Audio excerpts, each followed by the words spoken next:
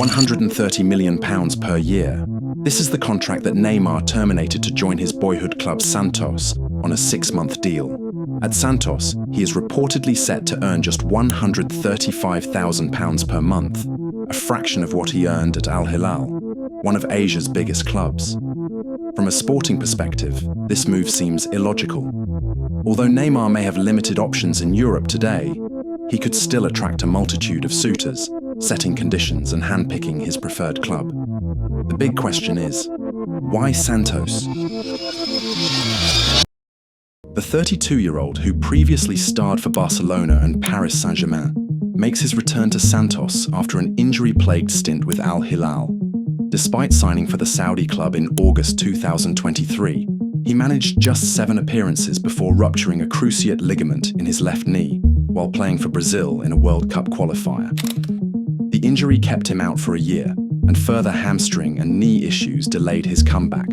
This was followed by the termination of his contract on 27th January, closing the chapter on an unfulfilling stint in the Middle East.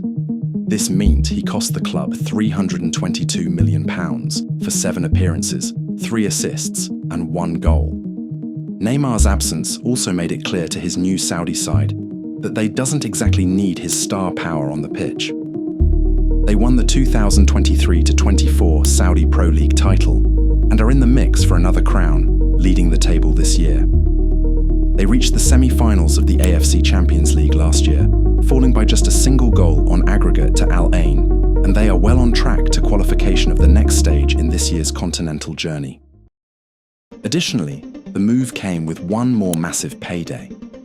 While Santos can't pay nearly what Al-Hilal can in wages, Neymar's contract termination came with a huge payout, as he banked a reported $35 to $40 million of the $65 million remaining on his contract in the agreement. After a traumatic relegation, Santos returned to Brazil's first division. He has scored 136 goals and registered 64 assists in 225 matches for Santos, many of which were key for the 6 titles he won at the Brazilian giant. Even many who have jeered Neymar in the past will be delighted if he can do something to restore Santos to something of their former glory. Assuming that he is anywhere near fit, Neymar will be the first name on the Santos team sheet. He will have every opportunity to show that there are more chapters to be written. The most dramatic of all those chapters, of course, is the one about the 2026 World Cup.